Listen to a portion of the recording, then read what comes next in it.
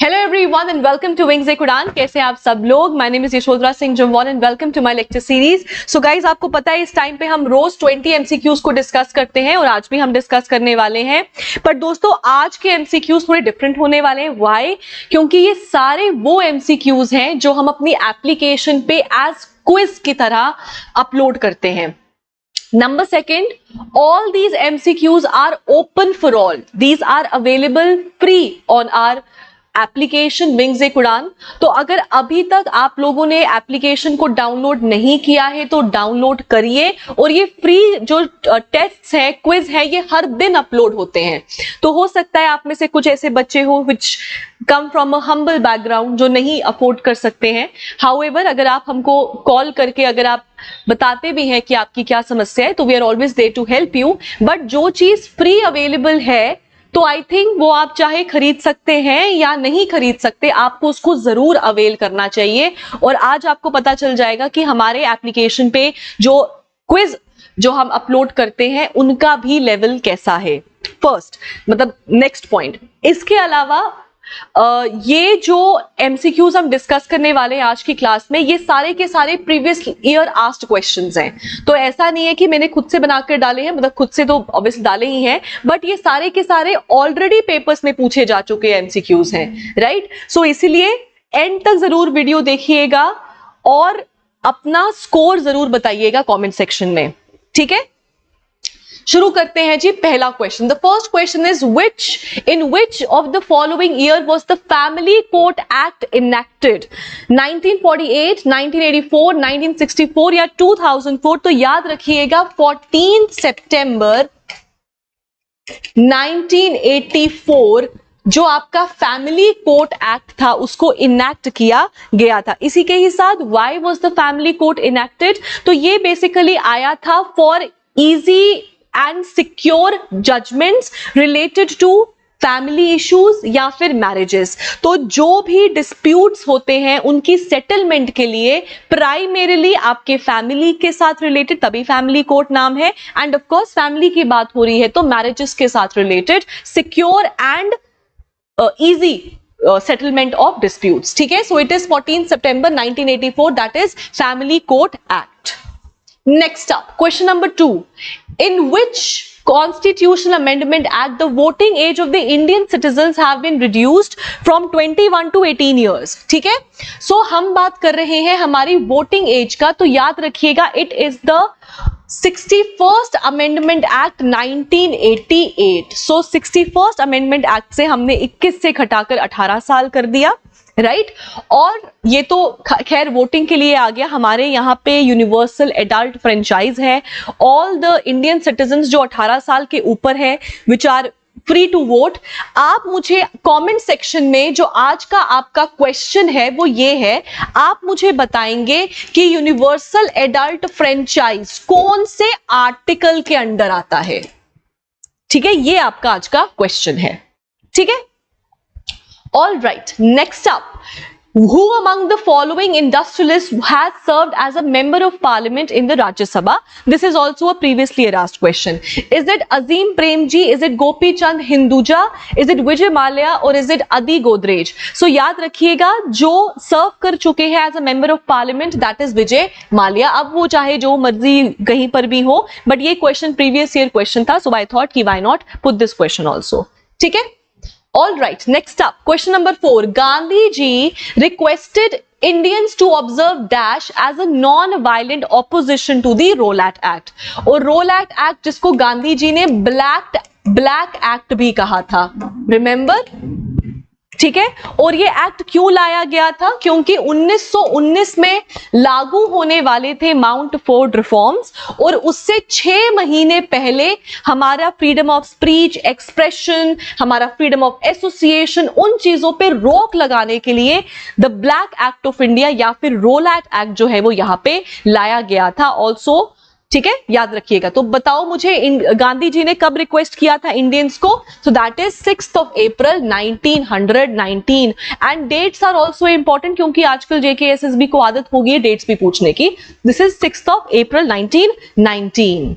All right, next up, question number 5 से पहले दोस्तों हमारा जेके एसएसबी के जितने भी आने वाले अपकमिंग एग्जाम्स है, एनटी, पटवारी, जेके पीएसआई, आपका जेके कांस्टेबल, हमारे सारे बैचेस चल रहे हैं हमारी canal road as well as Gandhinagar वाली ब्रांच में। और हमारे न्यू बैच स्टार्ट हो रहा है 15 सितंबर को फॉर जेकेपी कांस्टेबल। इसी के ही साथ अगर आप हमको ऑफलाइन मोड पे ज्वाइन नहीं कर सकते तो आप हमको ऑनलाइन मोड पर ज्वाइन कर सकते हैं, और उसके लिए आपको एप्लीकेशन विंग्स एक उड़ान डाउनलोड करनी है फर्स्ट। नंबर सेकंड, जब भी आप पेमेंट करेंगे तो वहां पर, क्योंकि अभी आप सब कूपन कोड के बारे में बात करते हैं, तो अगर आप यश 50 कूपन लगाएंगे तो you will get a flat discount up to 50%। ठीक है, तो आपने क्या यूज करना है, यश 50 यूज करना है to get a discount up to 50% on every online course of Wings Ek Udaan. आप कहीं पर भी इसको इस्तेमाल कर सकते हैं। ठीक है, क्योंकि 10 यश 10 तो है ही है, बट 50 करेंगे तो अप टू 50% ऑफ भी मिल सकता है आपको। ठीक है, चलो जी चलें आगे फिफ्थ क्वेश्चन की तरफ। Fifth question, which of the following does not form the part of the fiscal policy of a country, investment और disinvestment strategies, number 1, number 2 tax policies, number 3 supply of money in the economy, number D debt और surplus management. तो कौन सा does not है, underline the keyword, fiscal policy का part नहीं है, मतलब पैसे के साथ रिलेटेड नहीं है, या फिर fiscal policy of a country के साथ, तो वो है supply of money in the economy.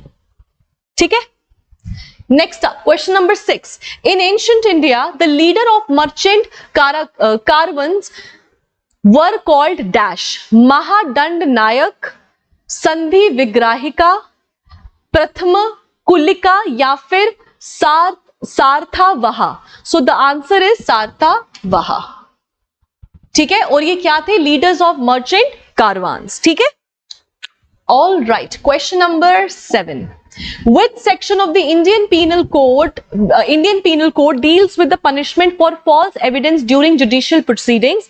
268, 193, 147 या 223? So हाल ही में the Indian Penal Code has been replaced with the भारतीय न्याय संहिता, right?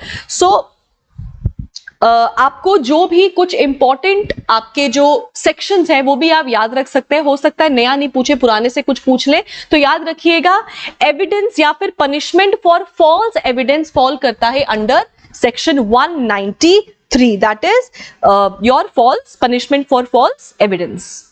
ठीक है, और ये क्वेश्चन आपको आपके जूनियर असिस्टेंट में भी पूछ सकते हैं। ठीक है, next up, which of the following committee of the Constituent Assembly was, underline the keyword, not chaired by Rajendra Prasad? ठीक है, Union Powers Committee, Committee on the Rules of Procedure, Ad Hoc Committee on the National Flag, या फिर Finance and Staff Committee? तो याद रखिएगा इसका answer है आपके Union Power Committee। So Union Power Committee की अगर हम बात करें तो इसको चेयर करने वाले थे जवाहरलाल नेहरू।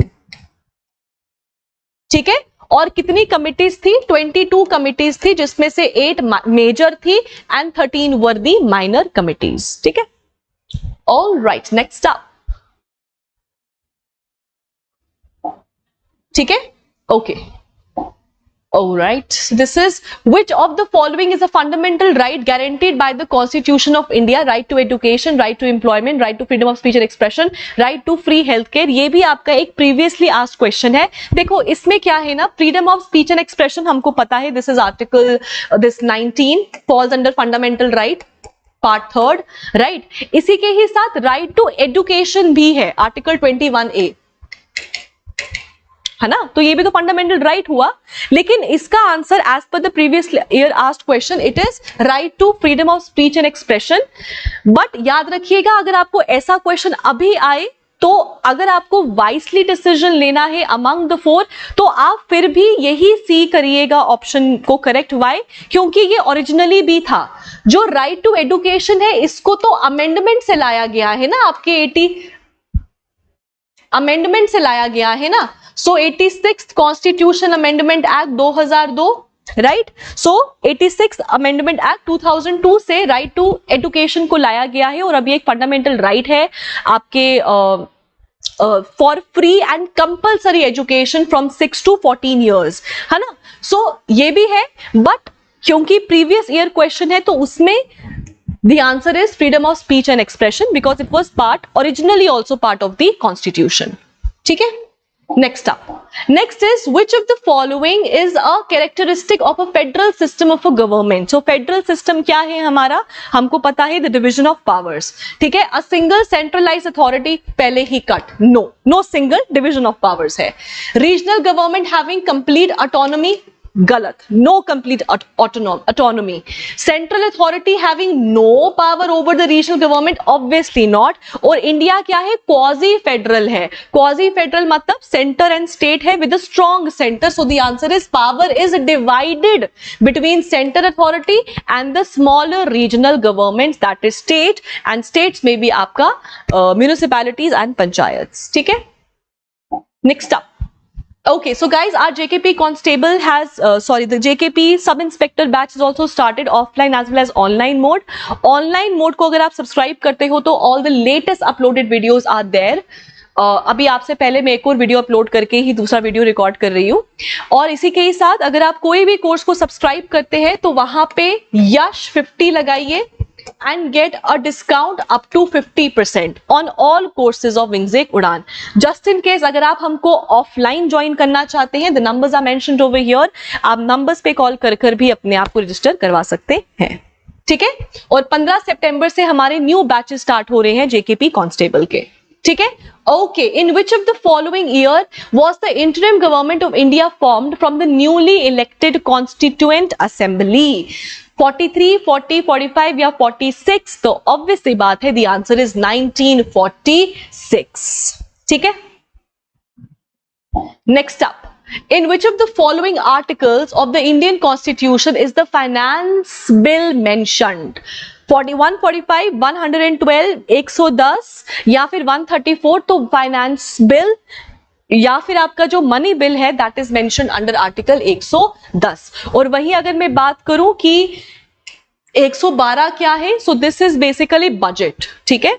हाउएवर हमारे कॉन्स्टिट्यूशन में the word budget has not been mentioned. जो वर्ड मेंशन्ड है that is annual financial statement. ठीक है. सो आर्टिकल 112 क्या कवर करता है, it talks about the annual financial statement and the finance bill की अगर हम बात करें दैट इज योर 110. नेक्स्ट अप. CADC is formed under the 6th schedule, ठीक है, of the Constitution of India in 1972 for the Chakma ethnic people.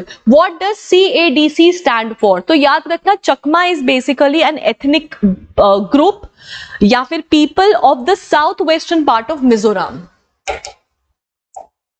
ठीक है. और ये भी आपका PYQ है. ठीक है. And what does CADC stands for? It stands for Chakma autonomous district councils. अब आपको ना वो जल्दबाजी नहीं करना है, ऊपर कॉर्पोरेशन नीचे काउंसिल है, आपको काउंसिल के ऊपर टिक करना है. So this is Chakma autonomous district council. All right, question number 14. How many committees were set up by the Constituent Assembly for the framing of the Constitution? 13, 9, 11 या 20? ओके. ठीक है. सो ये जो है ना आपका 14th क्वेश्चन, इसमें सबसे पहले तो याद रखिएगा कि आंसर तो खैर 22 कमिटीज वर इन टोटल, जिसमें से 8 जो थी आपकी मेजर कमिटीज थी और बाकी आपकी माइनर कमिटीज थी. सो इसमें ऑप्शन मेंशन नहीं है. सो the answer is 22. You can skip this question. ठीक है. All right, next up. Dash deals with the taxation and expenditure decisions of the government. Monetary policy, labor market policy, trade policy या फिर fiscal policy? तो याद रखना the answer is fiscal policy. So क्या deal करता है taxation expenditure decision के साथ? That is the fiscal policy. Next up, in which of the following year was Security and Exchange Board of India (SEBI) established by the government of India to protect the interest of the investors in securities and to promote and regulate the securities market? 1992, 1999, 87 या 85? तो सेबी के बारे में पूछ रहे, कब बना? सो that is 1992 SEBI. ठीक है. All right, next up, 17th, who among the following leaders had introduced objective resolution? So objective resolution जो है वो हमको पता है 9 दिसंबर 1946, right? सॉरी 13 दिसंबर, हाँ एक और चीज, 9 दिसंबर को पहला मीटिंग हुआ था और 13 दिसंबर 1946 को objective resolution was put forward. And what does objective resolution means? It mean मतलब ऑब्जेक्टिव रेजोल्यूशन आज के टाइम का अगर हमको कंपेयर करना हो, इट इज आज के टाइम का preamble, right? And it was put forward by Jawaharlal Nehru ji. Next up, 18th, with which of the following constitutional amendments did the capital city Delhi get a legislative assembly with enactment of the National Capital Territory Act 1991? तो बताइए मुझे क्या है, 79, 67, 69 या 56? So it is 69th constitutional amendment. और अगर हम बात करें कि दिल्ली को कैपिटल कब बनाया था, ब्रिटिश एरा के टाइम की अगर हम बात करें, सो दिल्ली का दरबार लगा था ना 1911 में, लॉर्ड हार्डिंग. उस टाइम पे दो इंपॉर्टेंट अनाउंसमेंट्स हुई थी, जिसमें से एक था annulment of the partition of Bengal और दूसरा था shift of capital from Calcutta to this Delhi. ठीक है, 69th is the answer. The sale or liquidation of assets by the government, usually central and state public sector enterprises, projects or other fixed assets, is called what? Devaluation? No. Capitalization? No. Privatization? No. It is called disinvestment. ठीक है, जब government अपने चीजों को आगे privatise करती है या फिर आगे जो है वो सेल या लिक्विडेशन करती है. All right, last question. Who among the following was the secretary of the Constituent Assembly? Secretary of the Constituent Assembly, Hussain Imam, Rajendra Prasad, HVB Iyengar या HC Mukherjee? The answer is HVR Iyengar. ठीक है, so guys ये थे हमारे आज के 20 MCQs, जिसमें हमने हमारे फ्री क्विज जो हमारे अवेलेबल हैं उनको डिस्कस किया है. आप सब जरूर डाउनलोड करिए एप्लीकेशन, फ्री क्विज है, प्लीज अटेम्प्ट करिए उसको, अपने प्रेपरेशन को बूस्ट करिए. और इसी के ही साथ नेक्स्ट क्लास में हम और क्वेश्चंस जो है वो डिस्कस करने वाले हैं. So thank you, have a nice day, I will see you guys tomorrow. और अपना स्कोर और अपना होमवर्क दोनों कमेंट सेक्शन में लिख दीजिएगा. ठीक है, बाय, टेक केयर.